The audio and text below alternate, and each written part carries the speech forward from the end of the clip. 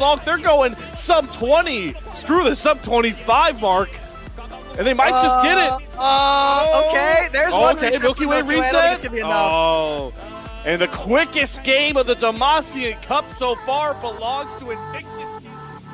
Welcome back, everyone, to LPL English coverage of Demacia Cup 2024. I'm Mazel. I want to give a huge shout out to Grapes, who was covering the series before us. It was a fun series, went all the way. And now, Roodood, you're stuck with me for the next series, which is going to be a fun one. That's true. It's IG versus Top Esports. Yeah, absolutely, right? Like, these are two titans, you know, potential favorites for this tournament had they not been drawn into the bracket like they have, that are coming into each other at the quarterfinals, which might feel like a bit of a shame, but it just means that we get the better action that little bit earlier. Yeah, I'm very, very excited to see what we get today, especially. You got to see some of the highlights before from their group stage games. It did look dominant in a lot of regards, the 3-0 for IG. But the Shy was up to the Shy ways in a lot of times and getting caught. What do you mean? No. Never. I've never seen the Shy get caught in my life. No, never.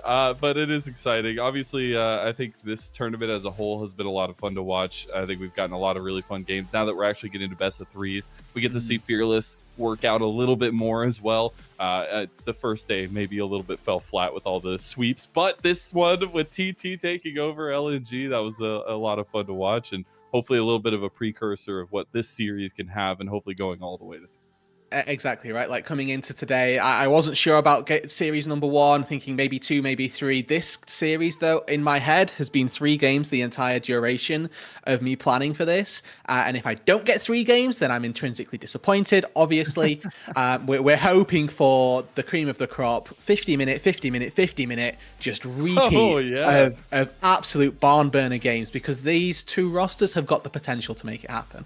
Yeah, and I think taking a look at those rosters in general, I think is really interesting because we actually get to see a little bit more of the super teams would be, I guess, going into the next year itself. Especially, we've already seen IG talking about IG themselves a little bit. It is a team of teams. Demacia is finally off of the EDG jail he was been in. The final star to leave his roster of world champions. Which obviously is a big change in that regard. But he joins a team that's welcoming back their star earners in the Shy and Rookie, coming back to IG to try to make something happen here. Yeah, and I mean, you look at the rest of the roster as well. It's not like it gets any worse as you go down, right? Rookie in the mid lane, Gala and Mako in the bot lane.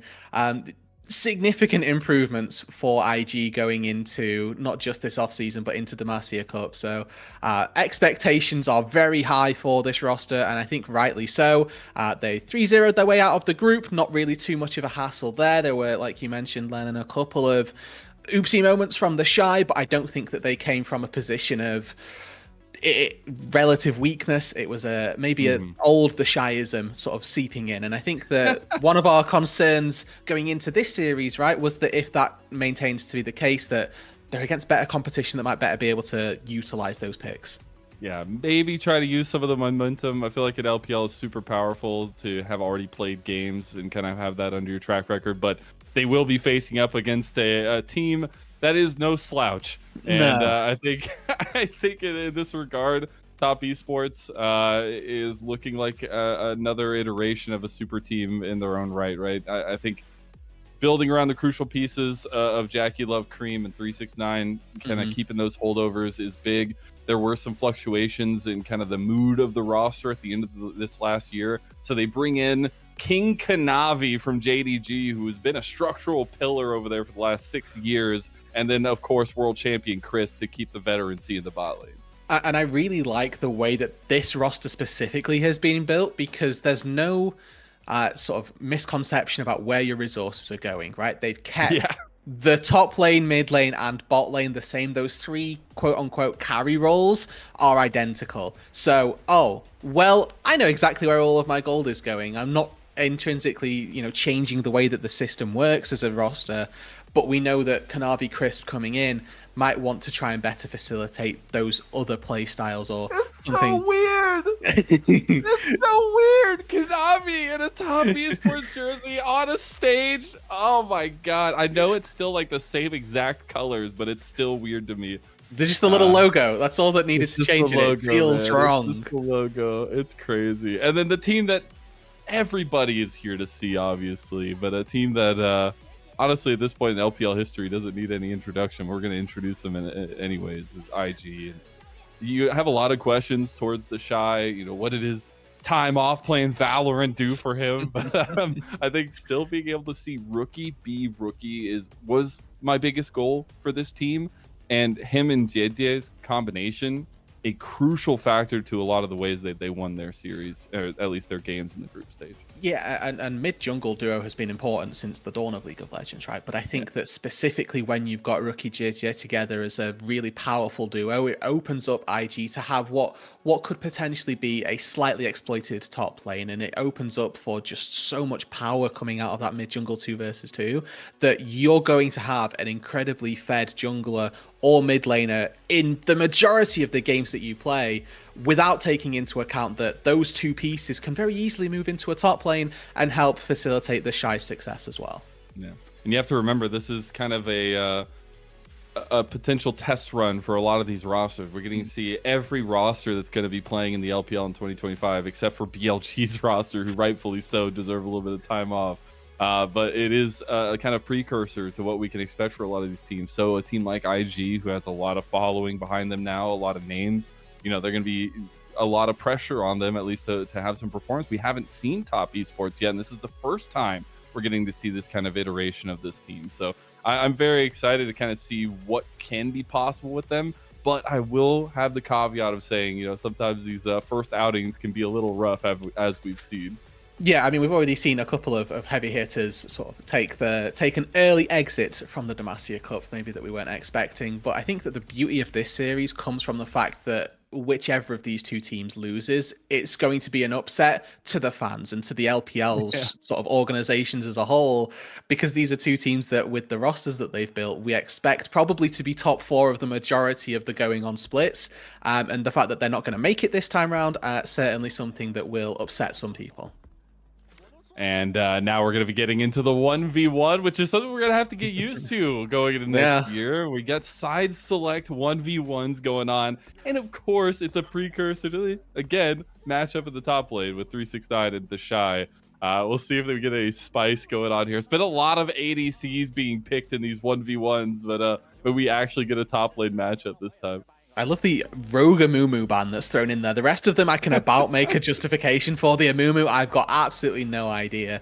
The top of the day, we saw Draven versus Draven. The Shy 369's already locked it in. Come on! Come on, Why? second time round. We're waiting for the Shy. Lock it in. All right. I think he's gone there. I think he has. So I think, you know, maybe this is just what the players want. All right, this is what we've all been waiting for. It's the Dravens. Maybe it's also just to get it done faster. You know, the level 1 engage. There was the Draven had 2 axes earlier and lost the fight anyway. Like there's all kinds of little things that could happen. It is gonna be Draven versus Draven though. Yeah, fully confirmed, fully locked in, and maybe we'll get to the micro developments in. Who do you want 1v1. coaching? Who do you want coaching for both these? Well, sides? You don't want the coach to, maybe the AD carries are going to be behind them. I mean, me and Grapes went through this. What is there to coach? Like, catch your axe, keep auto-attacking. Yeah, absolutely. Imagine getting to tell the Shy that, you know? Keep auto-attacking. You didn't catch that one. Come on. Because you can, this is I mean, these 1v1s are always very close, I think, when they're mirror matchups, sort of in their own right. You can always tell that it's going to be pretty scary. And the real high level is timing your barrier so that you're not only blocking auto attacks from the Draven, but also from the minions as well. So, like, because you're not going to get a full amount of value from the barrier from the Draven autos sometimes. And yeah, there's a lot of extremely nuanced approaches to this. Yeah. Like, if you use your barrier and your exhaust at the same time, that's actually less effective because you're exhausting their damage, and you're not blocking as much because they're not dealing as much. So yeah, there's a lot that goes into these. Curious. Yeah, hey, it's a different beast. I will say, maybe I'm a little weird, but I love looking at like kind of the facial reactions and kind of stuff of the players and just watch it because this is all new for them too. So most of the time they're all just like wondering what's going on. Some of them are smiling back and forth. But now we have two of the most feel-good guys in the Shy and 369 going at it in a 1v1. I would love to listen into the comms just to hear how it's going. But, and I think the beauty of last series as well tells us actually that these 1v1s are quite important because Thunder Talk won both games on blue side, lost on red side. Maybe you can make an argument that if the sides had been flipped from the beginning of the day, that we'd be looking at a different semi-finalist. Also, like maybe a little like an extra 10-pound weight on 369's back because he's literally sitting down the row from Jackie Love. Yeah, signature Draven. He's like, "What are you gonna do, bud? you keep getting a look from your world championship bot lane. You know, it's a little hard." Oh no, that was a bad input, bad click. No, we're not actually. Whoa! That was put me in there, coach. Yeah, literally. But then the mind games continue, right? If you put Jackie Love in for the 1v1. Draven probably gets banned. Let's be honest. We're probably banning Draven in the 1v1s. And again, I do wonder, are we ever going to get another position? Is it just going to be top lane forever? I mean, I would like to think that in the span of however many series the LPL is going to play this year, that at some point, somebody's not going to put in a top lane. Why is it top lane? Do you think there's like an inherent reason as to why it's top lane? Top lane is the best 1v1 lane because it's longer and you can use the left on an island. Then you get left on an island, and they have more experience playing in those lanes. So the top lane is the best for like the side lanes are better for 1 versus 1s. Bot lanes never play 1v1, so the top laners are used to the dynamic. That's why you always see the top laners being played in the 1v1. This doesn't make sense, Rude. I don't know. You know what? You're quite right. It does not make sense. Oh, is he gonna start stacking off of the ward? They're just going at it. This is what we've decided. It's just level 1s. 369 is going to lose this one, I think. I don't know. The axes go back and forth. He finally got it. The exhaust. The Shy. Got the barrier at the last second. I don't even know who wins. They don't know. I have no idea. Who's got 400 gold? Photo finish. I don't even understand. They need to VOD check who got 400 gold. Oh my god! I'm not even gonna try. It's gonna be a mystery. The Shy. I think it was the Shy. I didn't even get to see. So I think the blue name was below the red name, which means that blue side got first blood. Yeah. Which again, I didn't really get a chance to check which sides they were on because they just immediately started fighting. I love it. I thought maybe there was more strategy to the Draven. Like, maybe it's just really fun in the 1v. No, it's just so that we can go at each other at level 1 and see who wins, so we don't have the 10-minute farm fest that we had. So we think IG was celebrating. So maybe IG won. We'll the goat, I guess. Just put him on Draven. Knows what he's doing, man. We'll see Draven top game number 1. That's probably realistic. Because that definitely won't get banned. That's also something that going into Fearless, right? This hard Fearless style, game number 1 of a series, you don't typically think about banning a Draven unless you're up against a Draven aficionado. So maybe they will be. But as you get later on, as you know, 2 AD carries get whittled out of the pool every single time, Draven becomes more and more enticing potentially as a ban. It's 100% blue side choice, right? Like IG are gonna blue side. There's no ifs, ands, buts about it. You would like to think, and I'm curious as well because the Victor Prio wasn't really there for our series. It lost, and don't go watch Arcane. Watch Arcane do that. Here. This is the new Arcane. Well, we had Jinx and Victor in one of our games in the last series, and it lost. Absolute disaster for the franchise. But I think that is where my loyalties of blue side are lying currently. The LPL teams currently aren't agreeing with me, which is absolutely fine. Okay. There's a reason they're over there, and I'm not. Conversation going, you know. It's an open dialogue between me and the entirety of the LPL franchise, right? Like we're constantly having little chats about Victor Prio. But the idea of blue side just getting a single pick that they know that they can sort of flex around, maybe that they can utilize very well. It's always been blue side dominance, really. Oh, so we got an update, if I'm reading it right. So apparently IG were celebrating for no reason because blue side got first blood and Top Esports won the 1v1. Perfect. So Jackie Love can be proud now. You know, he'd be happy. Yeah, I mean, it looked like Blue Side had won, and I mean, it's all good. How about Whatever. this for these players? Just giving us a little bit extra time to get things ready. You know, they need to make it like to the last second, so somebody has to sit there and go click by click to see who won and got first blood.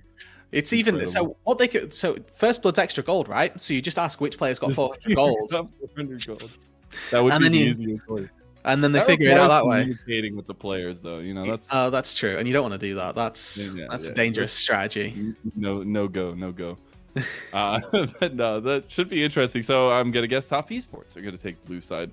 But that means we can talk a little bit more about the matchups that we're really trying to hone in on here. And we started talking about Kanavi and JJ a little bit more earlier, but I think diving into that one a little bit more, Kanavi was going on a rampage in a lot of 2024 because of the failures of JDG in 2023.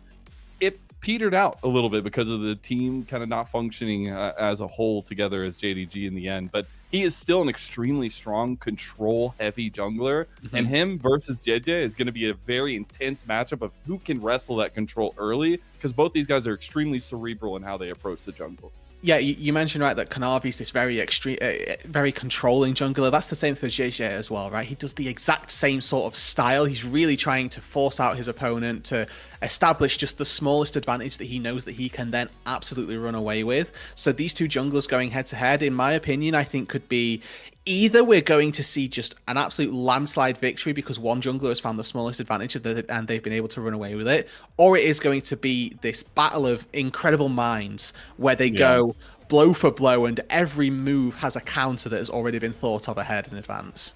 I hope to see the Poppy for DJ. I think his Poppy is one of the most lethal Poppies in the game. We are already neck deep into picks and bans, though. As you see, Top Esports on the blue side after they rightfully won that 1v1. We immediately get the Rumble first pick out of everything after we saw some major bans. The Victor, curiously not banned. And then for IG, on the red side, they take the Ashe and Nocturne. Okay, so Ashe Varus trade going to be our game one standards, it appears to be. You just get rid of both of those AD carries. You don't want to give both over to one side if you get it. You know, we're going to get two games regardless. Nocturne I really like specifically versus Rumble, excuse me, because when you turn the lights out, it's really difficult for the equalizer to go down, and then if you equalizer first, it means that you can sort of stall the fight as IG in this case. But the Rel getting locked in as well, already a very high presence bot lane duo for top. I love that. I know something we talked, or at least that we're going to talk a little bit about, is this bot lane and trying to figure out who's going to win the kind of bend and break style of the 2v2 down there. The biggest curious question for me with Jackie Love and Crisp is how they are going to work in the 2v2, because Crisp typically likes to get out of lane in a lot of ways, but Jackie Love is a very heavy 2v2 centered focus. So we'll see what they kind of go up against now that the Ashe is picked up by IG. We'll see if what the support matchup is going to be, but the Gnar is the final pick in the first phase, at least, by IG. So we have bot lane and top lane picked for both of our teams. It is a converse jungle versus support, so those are going to be your focuses for the second round of bans. You can already see junglers getting focused by IG, Rakan taken off the board. Maybe we see a Braum taken away as well by Top Esports, because there's a chance that the Braum does really well. It's a really nice pairing with the Ashe as well. They've got projectiles coming from the Varus. There we go. And now you get to see this sort of dichotomy of what the two teams are looking to play for. Take the probably mid lane here, or match your support, excuse me, is the answer for IG, unless they've got something super crazy that they're cooking up. I do wonder if they just want to go something stock standard right now, hovering the Alistar, obviously, but something that can have a little bit of say into a Rel matchup. I do like it. You get a lot of CC chaining as well right now for IG's side of things, and they'll be able to have a little bit of counter pick available for Rookie, of all people. Yeah, and you know, mid lane counter pick is something that had kind of died down a little bit in recent seasons. We'd seen a lot of, okay, it's top, we need to get top lane counter pick, absolutely, but now it's going to be Cream coming off of what was a very solid year, moving into a blind pick versus Rookie, who you never want to face down, really. Yeah, I think this combination of players to going against each other, it's the new guard versus the old guard in a lot of ways, but Rookie going back to IG, now Cream without the help of Shie behind, who Top Esports had gotten for him as a coach, a positional coach throughout this last year. see if he's learned some of those lessons. We get the final pick for Top Esports is that Viego for Kanavi, so taking a little bit more onus into his hands. And this is, it's not synonymous with Kanavi, but I definitely have seen the Viego Kanavi do one or two crazy things on an international stage before. And I think that these two, these picks going head to head versus a Nocturne specifically, the early game access is definitely there for Kanavi. A Nocturne pre-level 6, not something that you're particularly looking to fight around, but this is also the beginnings now of a really solid, or rather the ending, I should say, to a very good front-to-back composition for TES, whereas IG are looking to deathball and kill everybody in one fell swoop. Yeah, I like that. And, you know, once we hit that level 6, I'm sure it'll tick up in pressure. But the utility they have with the Paranoia and the Enchanted Crystal Arrow is going to provide a lot. I'm glad that they went with the Oriata instead of the Open Victor there. So you get that kind of the combination there with the Nocturne. But as you had mentioned, a lot of pressure early, I'm sure, from Top Esports. And for the first game that we get to see Kanavi on Top Esports, you give him the sticks and let him drive. And I think that that's exactly what he's going to have to do. We talked about these two junglers being very controlling. Kanavi's got that element now of early game pressure. He's got the onus, the sort of potential early on to make those plays happen. He's up against a Nocturne, a champion that needs just a little bit longer before they can make something happen. So I think that Kanavi has got all of the tools in his chest so far. Whether or not he can get them out and use them effectively, that's going to be the big question. And also looking back down to that 2v2 in bot lane, if there does become anything boiling to a point, I think it could put the entire map off kilter a little bit, especially in the 2v2 in its own right, if we get a little bit of jungle presence there. But I'm very excited for this series to kick off. I know one of these teams is going to have to bow out of Demacia Cup, and we'll have to see them in 2025. But this is the first time we get to see two of our potential top teams in the LPL in 2025 going at it for each other, and a lot of big changes coming across the board for them. And that's why I think as a whole, I love Demacia Cup in general, just as an off-season tournament, as a potential for our players to get more experience, more time playing together, and we get fun moments like this right ahead of Christmas. Absolutely. I think we are ready for the game, so let's hop on in and see quite where we are going to fall early doors. Crisp already going in. Oh no, this is the worst start you could have as a Nocturne. You need time. You need time to incubate. There ain't no time when Top Esports is on the clock. Oh, and now the Shy walking in. Oh no, don't do it. Come on, man. I think he might actually die for this one. He's gonna get a little bit low. The Conqueror did get stacked. Kanavi wants it. It's gonna be Jackie Love of all people who takes it down. The ace is ready to go. Oh, and he burns the flash as well. It's an absolute disaster for the Mininar to begin with. Now, the rest of IG, they're circling. They want to find them, but they're down in numbers. Dude, we're just going to keep walking in here. Mako's like, oh, goodness. 3-man pulverize. Who's going to be there? Gala starting to fire away, but JJ doesn't really have an exit. JJ flashing and still die. Jackie Love starting with a 2-0 now. Here comes Gala, though, chasing down Jackie Love. The Flame Spitter doing work. That's another big pulverize coming in, but Mako will bite the dust as well. And Top Esports, they are hungry for blood, and they're welcoming this game. He wants to crash down, and he gets it over the wall. Another one comes through, and Kanavi is taking all their souls for forfeit. Jackie Love gonna find even more, and my God, are we starting off with a bang? He's got 5 kills already. Kanavi finds another one. Jackie Love is gonna go into the hallway. We're still going. No way he's gonna die. Surely he dies here. Cleanses the slow. Comes out. Kanavi's there. Welcome to Top Esports, my king and savior, as Top Esports get away with absolute murder. It is 7-3, Lennon, and we are 2 minutes 30 into this game. That's my LPL, baby. That's my LPL. That's my region. Holy moly. What a beginning. And to take stock of all of this as well, this isn't a virus that is going poke, that is opting into a little bit more of a scaling aspect. This is on-hit virus that is going to be absolutely pelting you with autos. I mean, the replay is about as long as the initial start to this. It's tragic. The Shy flashes late, unfortunately. Gets an E and an auto. Yeah. It happened as well a little bit later on. I think it was... Yeah. Yeah, he just finds himself a little bit caught out. So Mako was Chris good. literally did that same play like 3 times in this fight.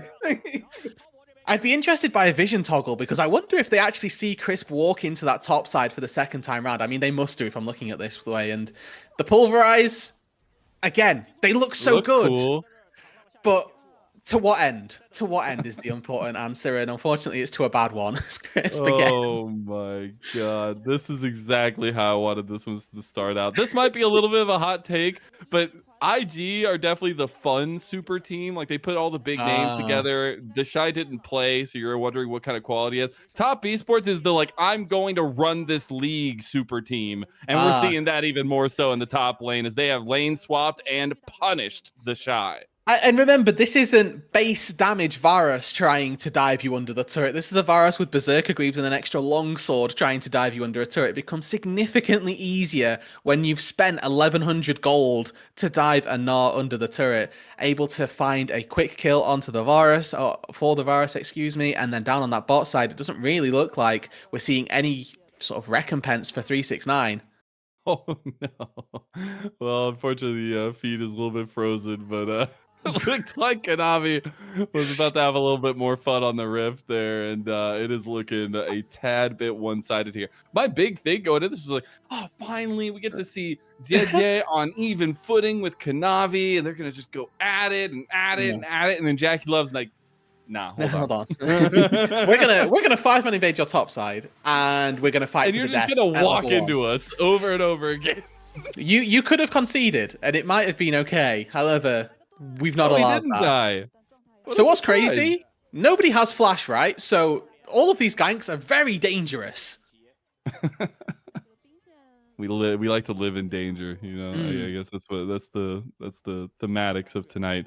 I really do struggle to see. Okay, we're gonna continue. I mean, there's somebody waiting in the bush right there. Yeah, Christmas just going for it. Oh, just well played. Knocked away by Mako. So well done. It's a good cleanse from Gala there, and obviously Mako able to stop Not that. again. No, The Shy, what do you do? Oh no! You see, there's. Man. Oh, maybe JJ can find something here. You might be able to, though. Konami does have the Gnar now, and unfortunately, JJ will just have to get back to the way. He's dead. Jackie Love, one more auto, and he gets it as he walks away. Cool, calm, and collected at 6-0 and 5.5 minutes in. Jackie Love. Yeah, well, I mean, the theory around this game was maybe it'll be an absolute stomp. Maybe it will be two cerebral minds going head to head. We're tending toward the former. Maybe it is Maybelline today. This has been... I don't think we can take too much from the beginning of this game, to be honest. It's just an absolute brawl from level 1 that is now beginning to snowball quite significantly. I'm really happy to see Top Esports being able to take control of stuff like this. I mean, you always wonder, it's the first game we see this roster together. What is it going to look like? But they played to their strengths in the draft, and that's what I love to see, and then the execution as well. Yeah, so there's, again, to hem back onto what you've just said there, that they played to their strengths in the draft. If they were better level 1, why wouldn't they force at level 1 and try and make these plays happen? It's pretty much exactly what they did. They know that they can walk in as 5 and probably win the majority of those 5 versus 5s. They did that. They've now extended that even further to be able to dive the Shy twice underneath that top tier 1 turret. They've got advantages in their mid lane as well, as Cream is clearly just looking to absolutely bully the rookie as well. So far, with a 3k gold lead 6 minutes in, we're expecting Top to be able to run away with this game. Now, are we okay with kind of the response that IG has had, where we did see the lane swap? There's a very powerful Jackie Love up there in a 2v1 against the Shy, who's consistently being put down. But IG have stuck their bot lane in the bot lane and tried to take a couple plates to even up there.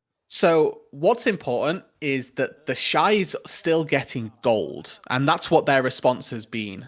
We've seen so far 369 be very respectful, sort of losing graciously, if you will, but it's coming at a cost because he's down 600 gold over his counterpart. They're even on experience, and actually looking at the items, the Shy is ahead. So if lanes start to match up again, the Shy, despite these 4 deaths before 7 minutes, probably feeling fairly confident in the 1v1. The issue then comes that there's a very real world where IG can't step up to this wave in a 2v2. Oh, they're going to go crash down in the middle of the waves here too. Mako get a little bit lower, trying to get the play under the turret here. Jackie Love finally finding Gala there with a couple arrows as well. Mako is just running off into the sunset to try to get as much distance as he can, but unfortunately, Kanavi is the sheriff in this town. He's going to try to chase him down. And I mean, this is going to be a long, slow burn, and maybe even walks into. Okay, well, burns the flash, and there we go. Finds a quick kill. Denies an assist, which is nice because he takes so long. But even still, there's a lot of zoning going on. Gala's not able to get access to this wave, and if that continues and continues, then all of a sudden, all the time that you spent with Gala getting free farm is now significantly removed. We see a little bit of recompense, at least IG getting the first dragon of the game and an infernal dragon, which will feel good in some regards, but they do have a little bit of a ticking timer. I think Grubs has become such an important one, especially the first spawn, but when you're already up 3-0 in Grub spawn, you expect that second one to be even more important to try to get the 6. We already see IG trying to respond with their own strategy, swipping to top lane. Yeah, and I think that them being in the top lane for now is absolutely fine, but if they continue to stay around this top side when those grubs spawn, they're just going to fall even further behind. I think that this is a sort of tough sacrifice, but conceding second grubs quite possibly has to be their answer because they cannot fight at the minute. Just the sheer items that have come through on that bot and jungle, Jackie Love and Kanavi have already got Trinity Force and Blade of the Ruin King. There's just no fight that is winning for IG at the minute. So there's a sort of a bit of a saving grace at the minute that Jackie Love and Crisp have moved their way back down to that bot side. But I think that's only because the plates that they can get there are easier to take down at the minute. Yeah, at least. I'm just sitting there looking at it was like 840 or something whenever Kanavi completed his Trinity Force. That is not a cheap item. No. Completing that early. But yeah, the 4-0-6 and 6-0-4 mirrored score lines between Kanavi and Jackie Love. I mean, this pairing has a lot of ceiling to grow into here. This is the first game we're seeing them pair together, and Kanavi playing even more aggressive now. It's actually really smart. The reason that Top moved their bot lane down is so that they could deny all of these bot side camps, or as many of them as possible. Jackie Love has just pushed in that bot wave, so now Gala has to catch that wave under the turret so he doesn't fall further behind. And that means that there's an advantage on the map. It means that Top Esports can walk in. They've already taken the Gromp. They're going to take this blue successfully as well. And JJ would have loved to have found 3 camps down on this bot side. He's actually only got 1. That's so unfortunate. And this is kind of what we alluded to going into it. We were talking about how controlling these junglers can be. And one of the possibilities you had highlighted itself was we can get to a point where it's very one-sided because you have all that control. And we are seeing that unfold here, but maybe a little bit one-sided on bot side. Paranoia coming through. Jackie Love with the chains of corruption there, though, is going to be getting a little bit more damage down. And Mako falls. Chris stands strong. And it's Jackie Love who takes down his former support from this last year. You absolutely love those situations as an AD carry. When you're super fed, they 3v2 you, but they don't go onto you at all. It's just a dream come true for Jackie Love there. He can stand and free fire the entire duration. And the fact that Crisp even lives is, added bonus really more so than anything. Kanavi finds the 6 grubs on that top side, and it's just a continuation of what is a completely dominant beginning from Top Esports. What's so funny is I highlighted the point a little bit more. Okay, as the Shy is just going to be caught out. He almost just died to one combo from Kanavi. Mako's going in. Still not full 6. horns right now and just getting burned alive. He just got put on a barbecue as Kanavi still kicking. Finally, going to get feared away. Goes with the Heartbreaker anyways and gets the kill. So close again, but just not quite having enough gold means they can't find another kill. And now the Shy. No. The Shy, what are you doing, bro? Oh, nice little flash. He still got the move, but he dies anyways. You gotta remember that sword is very long. Absolutely, and again, the Kanavi show is fully in motion at this stage. I think we can say. I think that this is more so the Top Esports show, to be honest. For game number 1, they have got 15 kills, 12 minutes in. They are going for plate dominion as well, where they get all of the plates on the map, which is something that you very rarely see, but they've still got 2 minutes to take down what is, I think, 4 plates bot lane and maybe 2 or 3 in the mid lane as well. How far ahead they are this game, they absolutely should be able to get it. I'm just sitting here looking at Kareem. He's like, everybody else has You know? massive KP. Kareem is just sitting there all alone at 0, 1, and 2. He's having a great time, man. This is a great laning experience for Kareem. This is just him and Rookie are playing a 1v1 right now, right? They're just being moved around.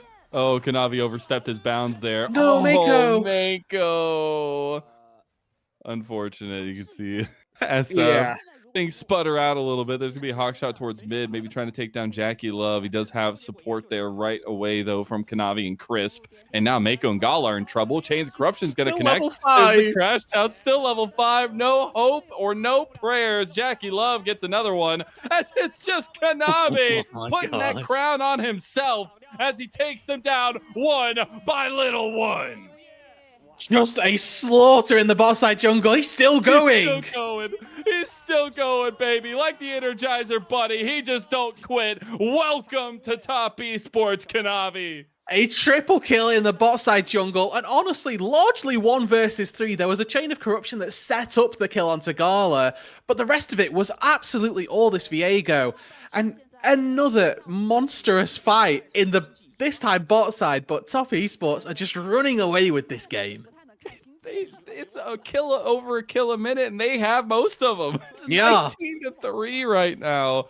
Absolute dominion by Top. So, Mako needs to get level 6, is what we're learning from this, is to just go find some creeps, go stand by them. But from here, this is all Kanavi. Nobody's here to help him. Yes, people are walking menacingly nearby, but you know, what is actually going on there? Nothing's particularly happening as the downtown is absolutely incredible. And then, I mean, Rookie falling here. This is one of those situations where you think, surely I'm fine if I'm full HP and under my turret. Actually, no, you aren't. He's the boogeyman. You are not safe anywhere. And unfortunately, that small bit of control, that small little bit of real estate that IG had claimed is going to mean nothing, because the next dragon goes to Top Esports. Complete control of the map goes to Top Esports. And with the kind of composition that IG has, it's very difficult to be fighting out of these tough situations. We should never say that a game is over, but I'm fairly confident. Oh, it's over, baby. I'm fairly confident that Top Esports are going to win this game. Something in my head is telling me that Top might be able to take this game relatively comfortably this time round. And the question becomes, when, not if, I think is the question. Sort of when are they going to be able to close this out, and how are they going to do it? Because I think with this Herald, like they could probably just 5-man mid and win. With how far ahead they are, they get 1 kill. Who's tanky enough to withstand all of the damage that they're going to put down? I genuinely don't think there's anyone that can stop them.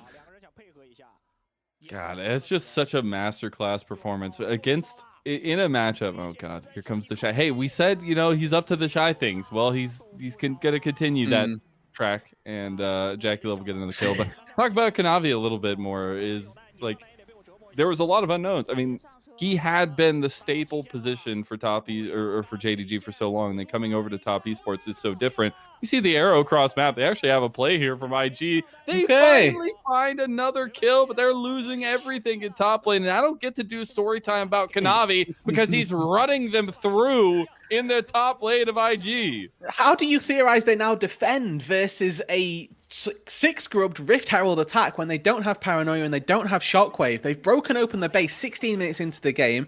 They've now taken a second tier 2 turret, looking like it's going to be a third because Rookie is still in the bot lane.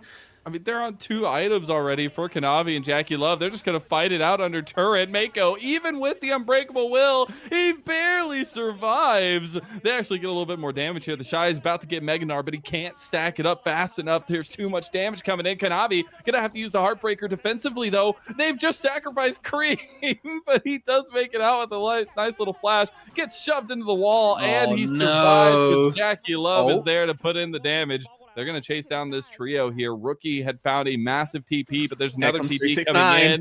And 369 wants a little bit of revenge. He's going to immediately flash. He's getting CC, but the Flame Spitter still goes. And that Fire Beast spitting. A double kill comes over for Cream. Top Esports realize they've bitten off a little bit more than they could chew and back away.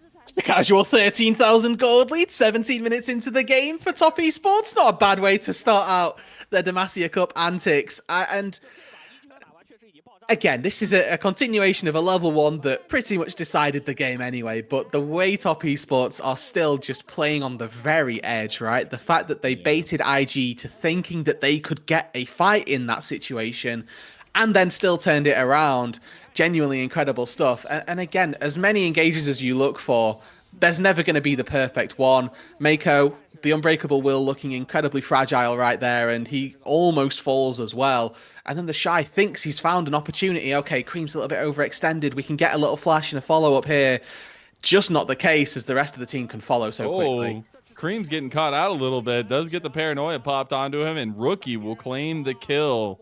But they're circling like sharks in the water, Mazel. They're on their way. Who put the chum in the water, IG? Somebody did it. It's Top Esports are going to crash down on Mako. They actually get a little bit tankiness right back, though. Crisp getting a little bit lower. There's a TP for IG's reinforcements. Kanavi wants more. He gets one. He's looking for extra. Heartbreaker still at the ready. Still ready to go. Kanavi goes for a second. Could this be it? He's looking for everything, and he wants the pin. He's hit by the turret. Oh!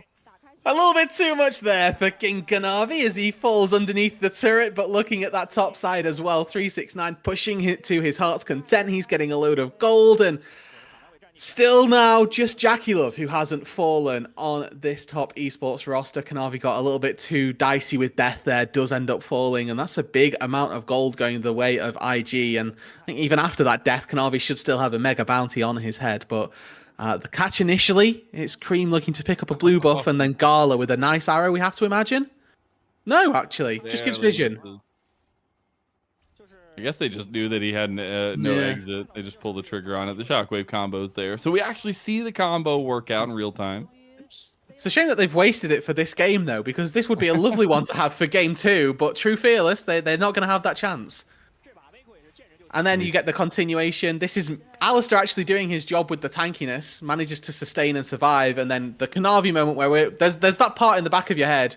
Is this a pentakill after he gets one kill? Because he's playing Viego. Fortunately for IG, the answer was no, as Jackie Love forces the flash from Rookie. And then it's actually a double hop. Forcing it. It's a double hop from Kanavi. Jumps on Jackie Love's head, which I don't think he was expecting. Is he dead again? Oh. Maybe he got feared. The arrow! Oh my god, he barely missed it. No, Rookie! No! Man down, man down. Yeah, just left Rookie out to dry. And unfortunately, there will be no Orianna in the comp right now. Top Esports going to ping over towards the Baron. Yeah, he knocks on Channel's ultimate. Rookie's like, I've got support! And then JD, nah, I think I'm good, buddy. Actually, I don't want to go in there and get Wait, I didn't know you turned on my lights. Oh, no.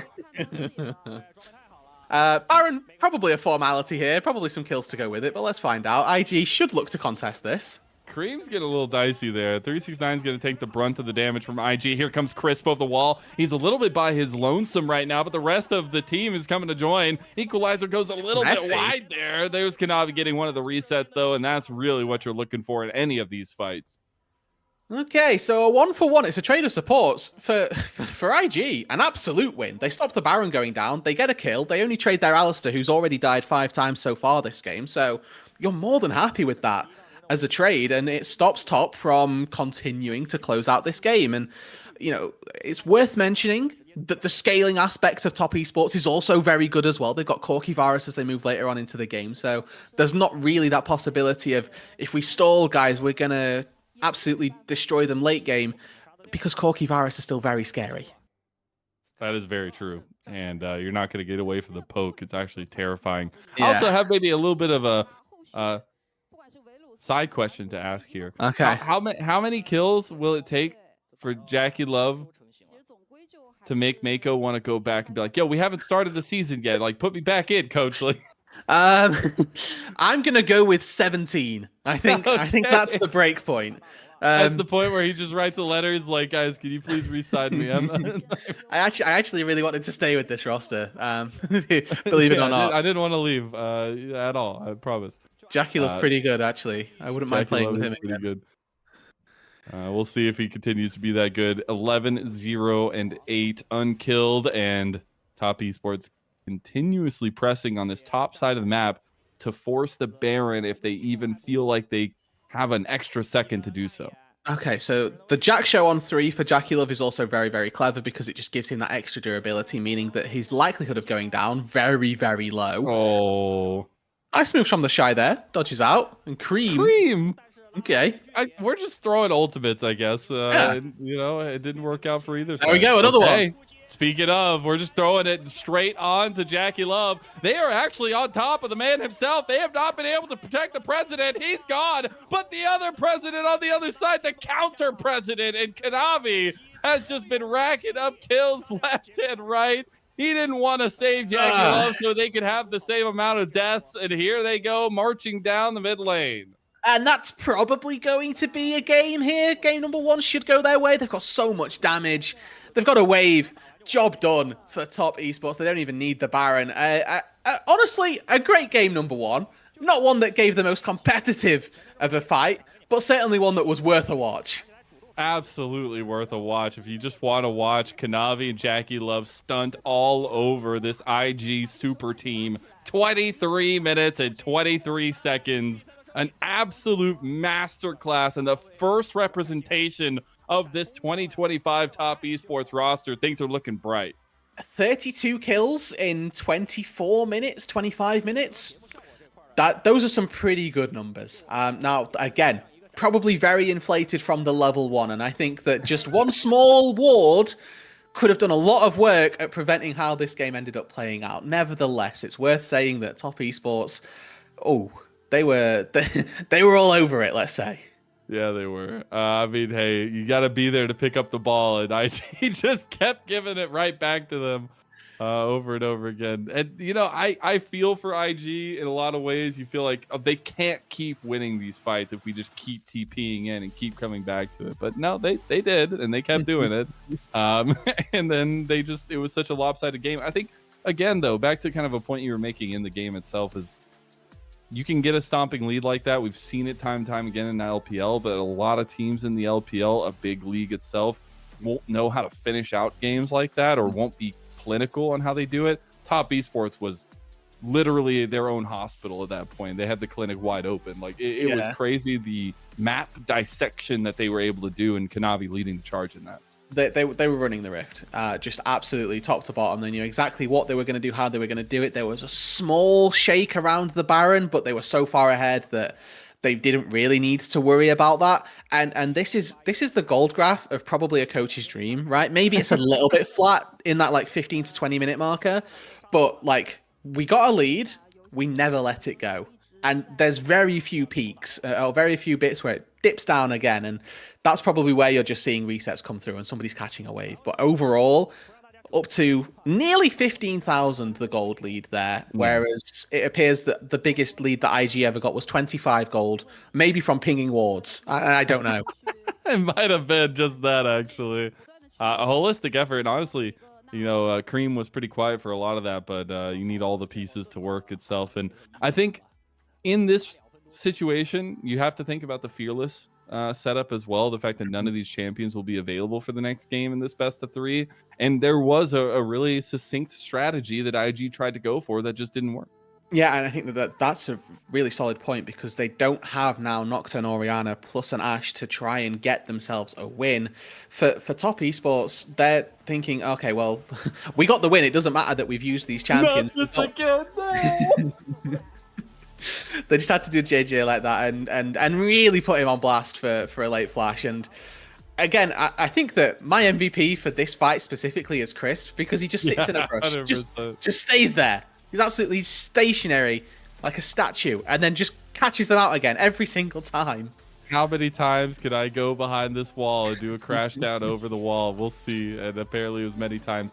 And Jackie Love and Kanavi, Kanavi obviously getting a lot of value off the souls in an early fight like this, but Jackie Love actually piloted this fight really well with such a low amount of resources available to him.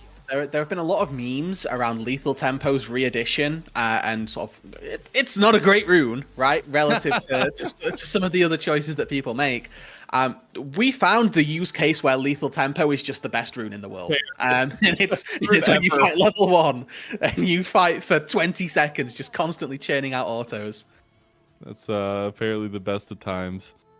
But it was, I know I didn't get to go fully into Kanavi story time, but it's refreshing to see the kind of reestablishing of a story for this guy on a different organization. We got to see that a lot last year with some big names going to new orgs. We see that again this year, but the fact that Kanavi is away from JDG, but still able to put out such back-breaking performances, it feels good to see him still in his own. And I know that the whole JDG roster was very, very upset about the way that the last couple of years had gone. So I think trying to find a new breath of air, new breath of life is really nice to see from Kanavi. And I think that it's always a danger, isn't it, right? You make this big commitment to sign for a different roster. Sometimes it just falls flat, but I mean, nothing was flat about Kanavi's performance this game at all. It was absolutely solid, and just so much positive words to be spreading around Kanavi specifically for this game, and that's the best you can hope for. As a Kanavi fan moving into this tournament, if this is the first showing you get, you take your hat off to him, because it's just... stonks are high. Exactly, they're exactly where you want them. Oh, I didn't even realize. Okay, he got there a little late. I was like, I didn't even realize that he dropped the ball first and it kind of reconnected. That was kind of funny. The really sad part is look who gets the kill onto Jackie Love. Yep, I know. Mako with the plus 1,000.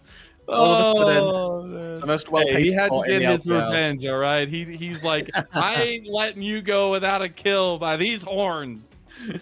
Yeah, I mean, we didn't get to 17 kills for Jackie Love, and Mako finding the kill at the back end there. Maybe that's the bit that's made him happy enough with the contract negotiations for this split. But he's definitely getting himself his fair share of revenge as well.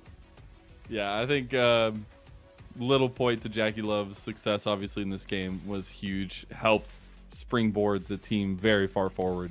But again, we just came off the back of him and Mako, who were on top esports this last year, having one of the best years of their entire career since their world championship. And I think still seeing them find success across different teams will be really important. But Jackie Love still having veterancy at his position with Chris there alongside him, and now having Kanavi at the lead in the jungle, it's going to make his life pretty nice. And you see Kanavi earning player of the game in his first game with top esports. Shockingly, some might say. Nobody could have seen this coming.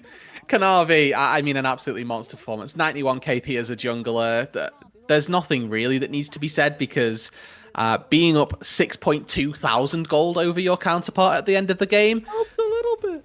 It helps quite significantly. Yeah, it's pretty good. That was a pleasure to get to cast and a lot of fun, even though it was a little bit short. We got there in the end, and Top Esports will take a massive lead, at least in this best of 3. We'll see if they, if IG can get themselves on the straight and narrow of some sort after that one. But we'll be back after a short break for game 2.